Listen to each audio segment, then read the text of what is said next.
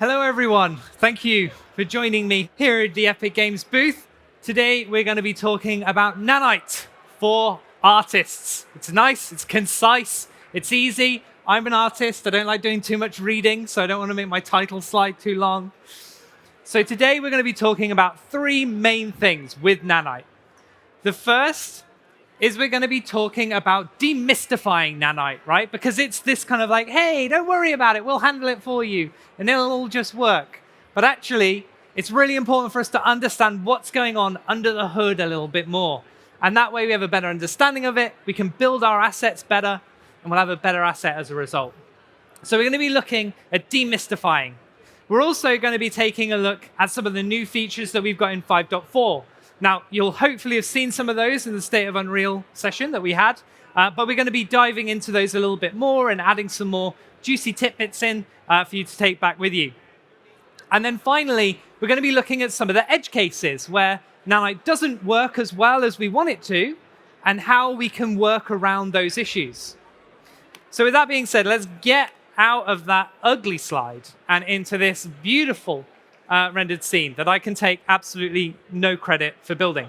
So this is our forest scene, right? And this is a great example of a scene that Nanite is going to dislike in comparison to other scenes. Now, in order for us to understand why, we need to understand how Nanite works.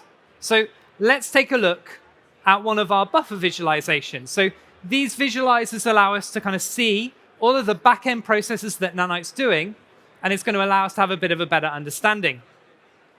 So I'm going to turn on overdraw.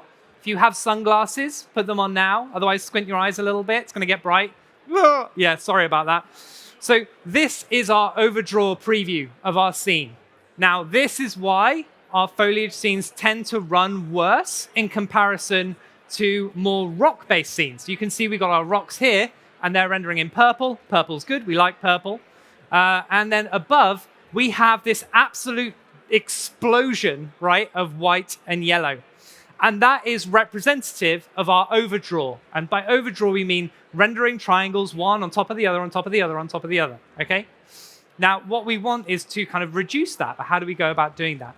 Now, what I want to do is explain how this stuff works a bit more. So in order to do that, it's important for us to look at the assets that Nanite does like. It's important to look at the assets where Nanite works well.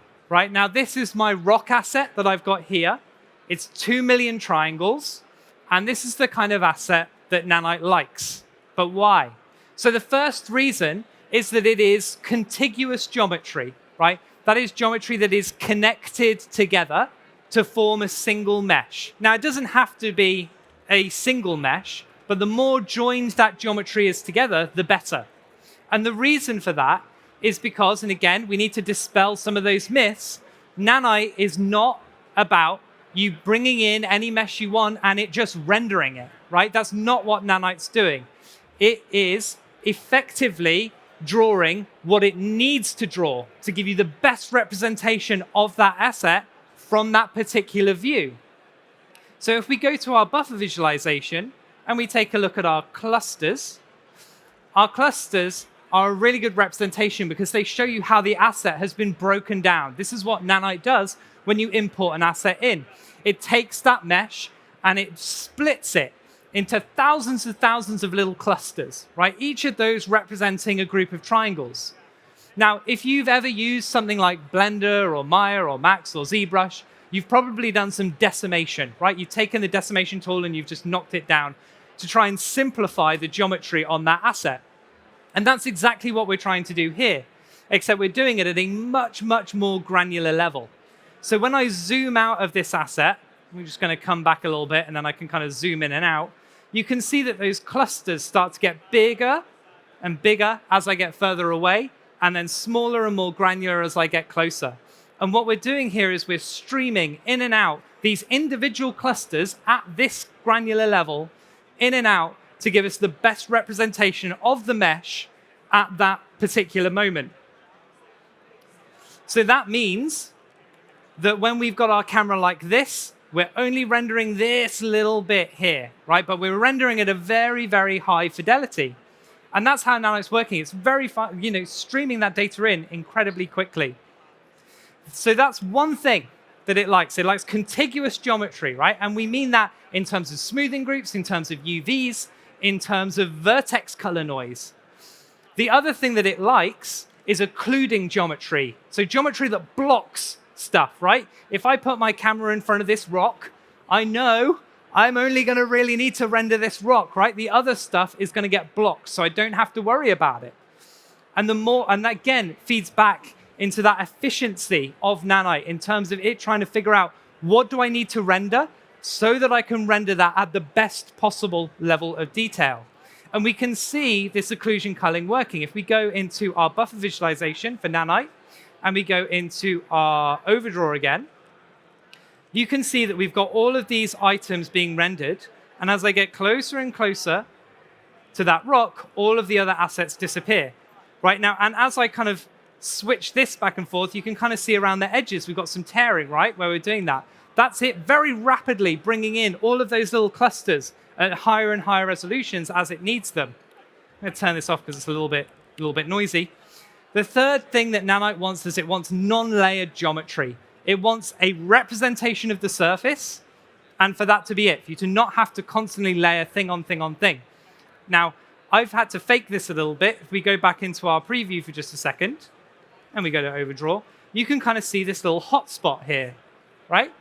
Where we've got a bit of overdraw in this middle bit, and then around it, we've got these triangles like popping in and out, coming in and out and in and out. Now, the reason that we have that is because I have placed a boulder behind this rock, and I've duplicated it 30 times and put it really up close to the rest of that geometry. And that way you can kind of see. So when we start layering geometry, one on top of the other like this, we start to get issues where Nanite can't quite discern what it should and shouldn't be rendering. So in order to play it safe, it just renders all of it, right? It just goes through and goes, okay, well, I'll render all the geometry. We can figure it out a bit later on.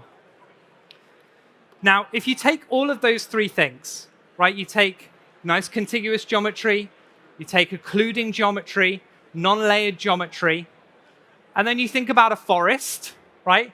It's literally the opposite of all of those things, right? If you think about how trees are made, it's all individual elements that are non-connected, right? The leaves have their own cards, which aren't connected to anything else. The branches are all disconnected. So if you imagine you try and decimate the geometry of that down, where is it going to go? It runs out of room very quickly before you start losing volume, before you start losing area. So we have an issue there. We have an issue with occlusion, right? Trees are, I'm sorry to offend them, but they are rubbish at occluding, right? They are very, very bad at it. They're constantly filled with holes. They're always moving. You can see through them in lots and lots of different areas, which again is going to make it harder for Nanite to go, okay, which triangles should I be rendering? Which triangles are important? And then layering, that's all these things are doing, right? It's just layer upon layer upon layer, very closely on top of one another. So we start to see why we start to have some issues with this. And when I talk about issues, right, I'm talking about performance differences that are quite minor. It's just stuff that we need to be taking into account when we're building our scenes. So let's talk about some of the other issues, right? Because I'm a bit of a downer on this stuff. This one is size on disk, right? It's a big consideration for people when they're talking about Nanite. Okay, when I bring in my Nanite asset and it's absolutely massive, that's just going to increase my size on disk. How am I going to work with that? Well, we've got a new feature. So again, we can start looking at some of the cool new stuff, which is Nanite tessellation. Now, if you saw the State of Unreal talk, you'll have seen this being used in action. But let's dive a little bit deeper into how we actually set this up. So here I have two rocks that look pretty similar, right? And if I go into my Nanite view and I go to triangles, you can see that they're of quite a similar density. And yet the actual asset that I'm importing in for this rock on the right is this mesh here. So that's all I'm paying for size on disk for that mesh. And then on top of that, inside my materials, I can go in and I have a new displacement feature. And that displacement can be connected to a height map. So now all I'm doing is paying for size on disk for my height map, which I'm probably doing anyway if I'm using parallax occlusion mapping or bump offset or anything where I need the height data for that asset. And I'm feeding that into my displacement value. And then inside my settings for my material, I can set the magnitude, which is how much it's going to displace. I can set my center point for whether it's going to displace up and down or just up or just down. and then I can tick enable tessellation, and that's going to enable tessellation on that asset. So the upside of this is that, hey, great, we've reduced our size on disk. The downside is that we have an increased cost because of this, right? This is a dynamic process, which means that it is more expensive than something that is pre-processed. It's also less optimized as well. If we go into our Nanite view and our triangles, and I get this angle here, I can find just the right one, you can kind of see these triangles here are larger, right? And that's because Nanite is pre-processed geometry, and it knows I don't need as much resolution here at this distance because it's a smoother piece of geometry. I don't need as many triangles to represent it. But you'll notice the rock on the right, it stays the same the entire time, right? So as we go back, we will still get it reducing in geometry and complexity, but it's nowhere near as intelligent as the pre-processed version. So we're paying for the cost there, and then we're also paying for the cost that it is fully dynamic, right? It is doing it on the fly as we're going through. The upside of this is that it's fully dynamic, which means it's doing it on the fly, which means that if we want to do something like our landscape, right, which normally at the moment we're working at what? 1 pixel to 1 meter for nanite resolution on the height field mesh by default, unless you scale it down. Now we're at nanite levels of visualization for this for our entire landscape as we go through. And because it's a dynamic process, I can go into my landscape tools, paint, and then I can just change my layers whenever I want and go through.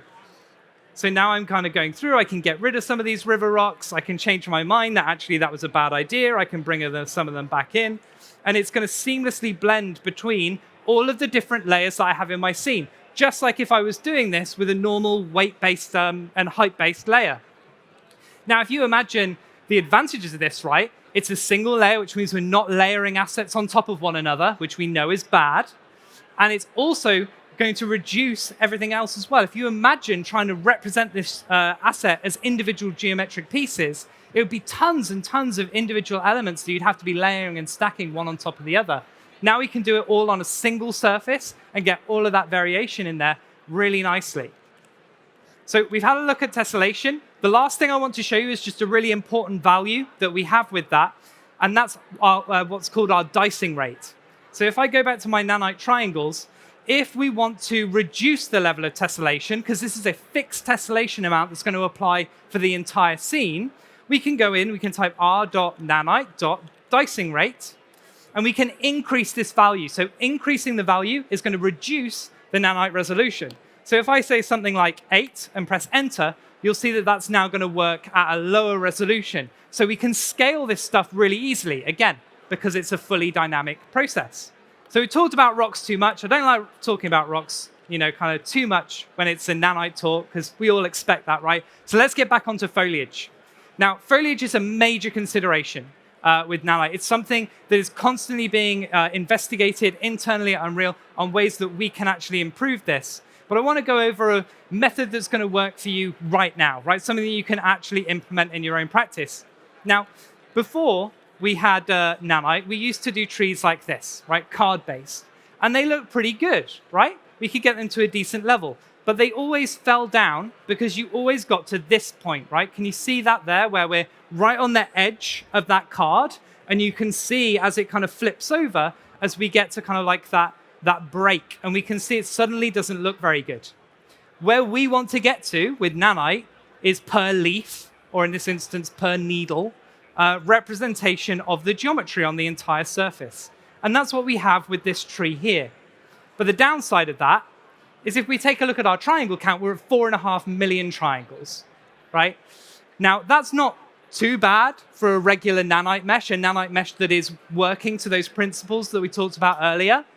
But when you don't work to those principles, you also get worse compression of the nanite data. If we look at our nanite size on disk, the 12 feet up that way, you can see that we're 150 meg for the representation of this asset. If I go back into my other scene and we have a look at our rock, that's 2 million triangles, but it's 16 meg, 16 meg for 2 million triangles compared to 150 meg for 4.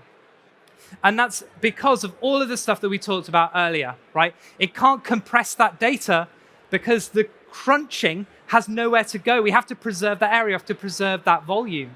So how do we work around this? Well, one option that I quite like is that we break the tree up, right? So when we're building a tree, hands up, have you built a tree before? Yes?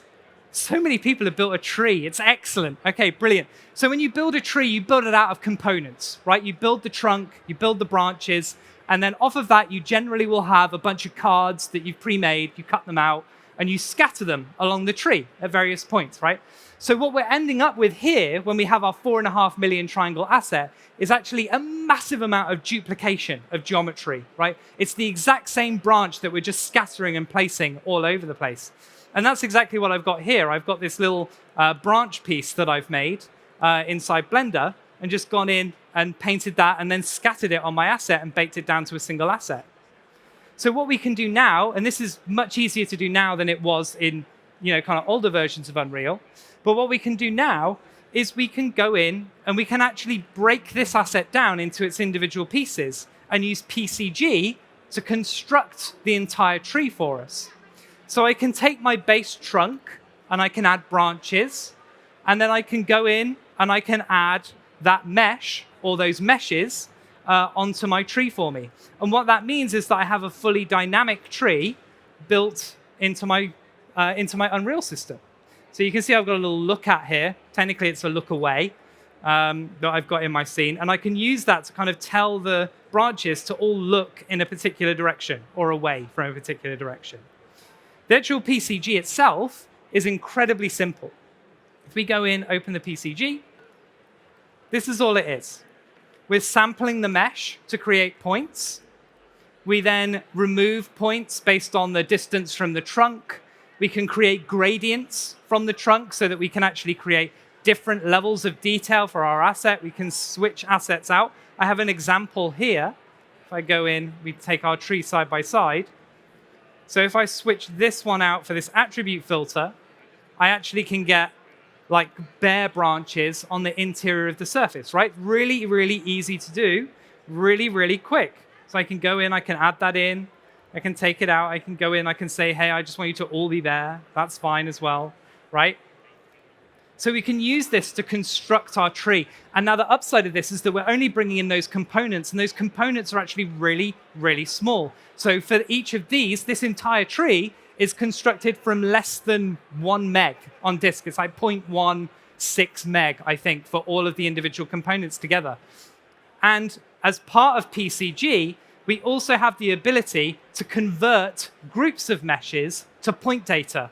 If I make this tree inside a level, which is what I've done, I can right-click, go to scripted actions, and convert PCG level to PCG settings. That takes that whole tree and converts it to point data, right? So all it's then doing is storing the transforms of all of those positions. It's storing the material, the mesh that's being used, and it's storing that inside a file. I can then take that file, and then with another PCG, I can just spray that tree all over an area, a surface. That's exactly what I've done here. So again, if I open up this PCG, wherever it's gone, there it is. Again, this is my PCG for the entire thing. I take my tree instance demo. These are my points. I then get a landscape sample to give me some points in the world. And then I copy those points throughout the world. Then I can do a bit of an attribute filter to split out the content I don't want. Now, the upside of this is that, hey presto, we get a ton of trees at a really high fidelity at a tiny fraction of the memory cost on size on disk. The downside is that I have now taken what was 1 instance and I have turned it into 250 instances. And once you start getting that many instances on a scene, if you make a forest that's a couple of kilometers, right, and it's entirely densely packed, we start running into the instance count limit. We'll get cluster warnings, right? So that's something that we need to take into account as well. So how do we solve that? Now, you'll notice that on distance, all of my foliage disappears, right? It goes to the base trunk that we have in our scene. So you can really see that nice and clearly. Now, that's intentional we're actually manually reducing the draw distance of these individual sprigs that we have inside our tree. And that's because we want to fall back to something else instead. So if we take my trunk, which is my base asset, and I put a billboard into the LOD chain for my asset, which is this nice, super quick and dirty LOD here, we can then use world partition to force it to disallow Nanite. That's a really easy thing to do. We can go into our HLOD layer, set our layer type to instancing, so it's still going to force those to instancing, and we're going to tick disallow Nanite. And if we set our sprigs, our foliage elements, to just get stripped out of the instance, that's going to speed up our build time because we don't need to process these. We don't need to make a mesh out of them. We're just going to use the billboard, and then we disallow Nanite. When we press play in our scene, our HLOD will come in the background, and we'll get all of our billboard assets coming on the background. So now I have my entire scene rendering full foliage, but I've got my nice, super high-level Nanite detail at a tiny, tiny cost for the entire forest. As I go through, just keep going, just keep going, just keep going. And it keeps popping because I keep on messing with the PCG points, which I really shouldn't do. And we have the entire forest rendering in our scene. Right? Now, is this the absolute be-all, end-all way of rendering foliage in Unreal? No. There are so many more areas of investigation still to come. So what I would say is that when you start doing this, keep an eye on this technology that we have coming in the future, because we've got so much more planned, both for Nanite and for Nanite with Foliage. Now, I'm afraid that's all I have time for. Thank you so much for listening. Have a great rest of your GDC. And thank you very much.